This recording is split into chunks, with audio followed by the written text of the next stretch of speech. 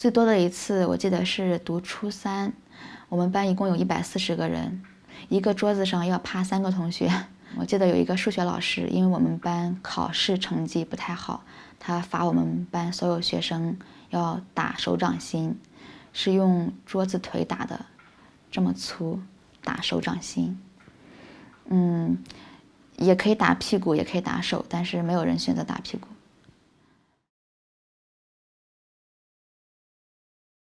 我是艾拉，我的中文名字叫杜超凡，今年26岁，我是汉族。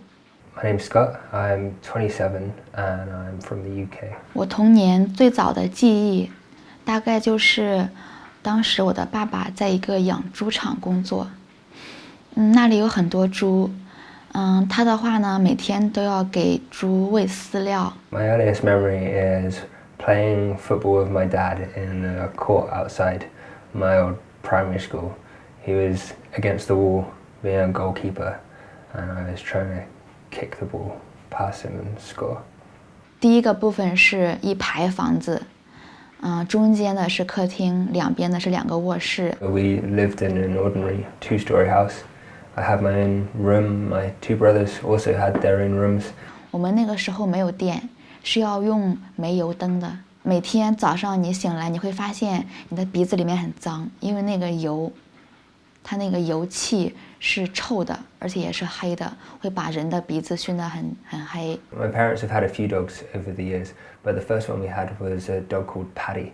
He was a rescue. He'd come from a bad home. They'd even chopped his tail off. 他就像我的一个很好的朋友一样，和我们2个人最喜欢做的事情就是赛跑。他总是很兴奋，跑得比我都快。I would ride around sitting on his back and we would just mess around in the garden, throwing stuff, tumbling around with each other. He unfortunately died of cancer. 我的狗很遗憾被人偷了，会有很多人去偷狗，可能会杀掉或者怎么样。我后来无数次的梦见我的狗。Every evening, my mum would run the bath until it was nice and hot, and me and my 2 brothers would all be bathed together. 我们家门前的小河很清澈，当时没有污染，所以人们都会到河里面去洗澡。夏天的话，因为天气很热，一般吃完晚饭，天气稍微变黑一点，都开始进到河里边洗澡了。一般是男的和女的分开的。冬天的话呢，对我们来讲洗澡是比较困难的。我们需要去镇上的那个公共浴室去付钱洗，一般情况下可能每个月才洗一次。I went to preschool for 2 years when I was 3 or 4, I think, and started school when I was 5. 我应该是6岁开始上学的，6岁读学前班。I remember the first day, which is really funny because it was very traumatic for me. My mum dropped me off and I had my little teddy bear with me. He was called Starkey, in a little scarf. I can't remember at what point, but I just remember running out of the classroom and just running, looking over my shoulder. And the teacher walked out of the class like, what's he doing? And I got to this set of double doors and got through them. And then there was another set of double doors which would have got me out of the school. But as I got to them, I felt this grab on my back and a dinner lady had picked me up and she was like, what are you doing? Go back to class. Just crying my eyes out. It was a traumatic start to education. 每天我们上学的话，步行大概5分钟。My mum, she would walk me there. It's only 5 minutes just around the corner. 我们自己去上学，不用家长护送。有时候是和小伙伴、朋友一起去上学。We'd go to Europe every year, or every other year, go to France. 印象中，在我上大学以前，我和我的家人没有一起出去旅行过。第一次离开家乡也是我参加中考。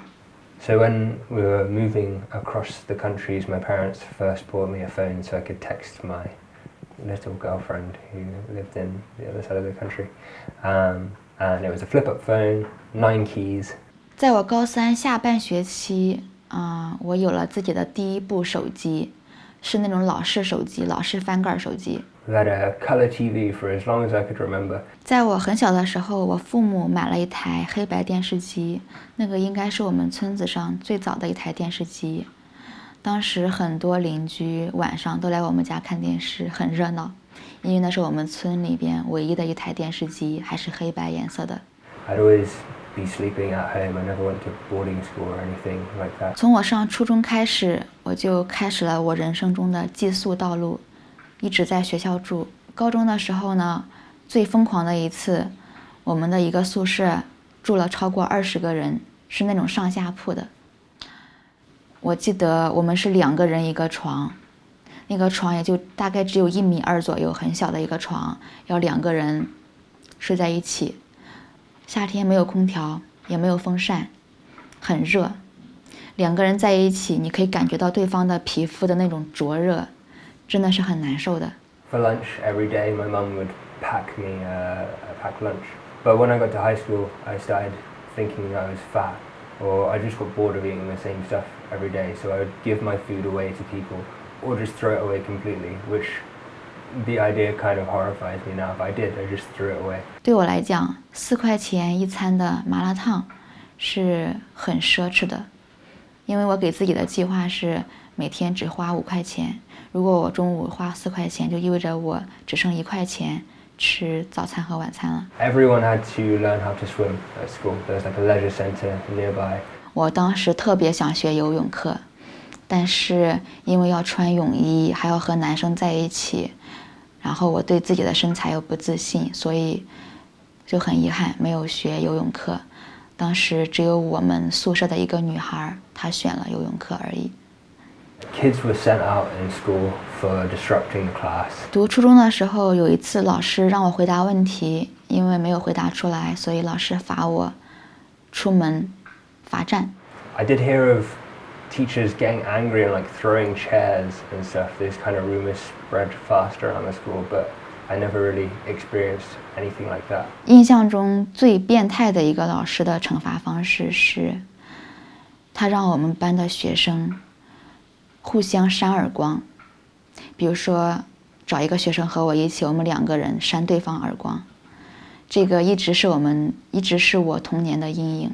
What I did see was kind of public humiliation type things. The teachers would get the naughty student to stand in the corner and face away, or to even, I think someone had to like kneel down in front of the class. 那个时候我的身体也是有一点不太好的，因为没有得到好的休息，晚上9点多才回到宿舍，再洗一洗刷刷，再学一会儿习，可能11点都要睡，11点才睡觉，第2天5点半就要起床了，去上早自习，所以整个下来休息时间是很短的。My first job that I ever got outside of working for my parents was a part-time job, game which sold computer games and console games. I was 16, still at school at the time, and I was saving up for driving lessons. 我在一个工厂里面上班，上的是夜班，那是一个电子厂，我要看6台机器，那里噪音很大，耳边可以听到的一直是噪音，嗡嗡嗡的声音。当时工作是有点无聊的，所以我就会利用我的琐碎的时间和我的朋友聊天聊 QQ。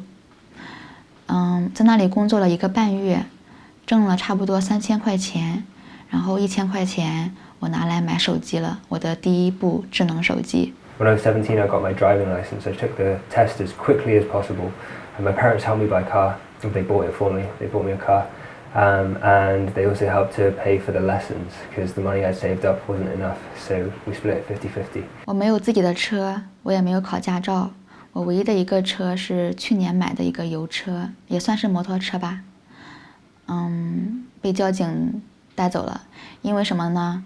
我的那个摩托车没有牌照，没有牌照的话就不能到城市里面开，然后如果你开的话就会被交警扣下。在阳朔是可以开的，因为阳朔是一个小镇。I was in grade 7, 12 years old when we first got Wi-Fi. 我第一次使用无线网 WiFi 是我19岁上大学那一年，我们学校的无线网。So I did film at uni. I had about 45 classmates, and probably about half of them were in a relationship with someone else in the class. 我大学一共是7个室友，加上我8个人，只有4个人谈了男朋友，另外4个人，他们的人生中都没有谈过男朋友，因为在初中、高中谈恋爱是被禁止的。The canteen was too expensive to eat food, and the tuition fees were really high. It's £3,500 for a year, but it went up to 9,000 the year after me.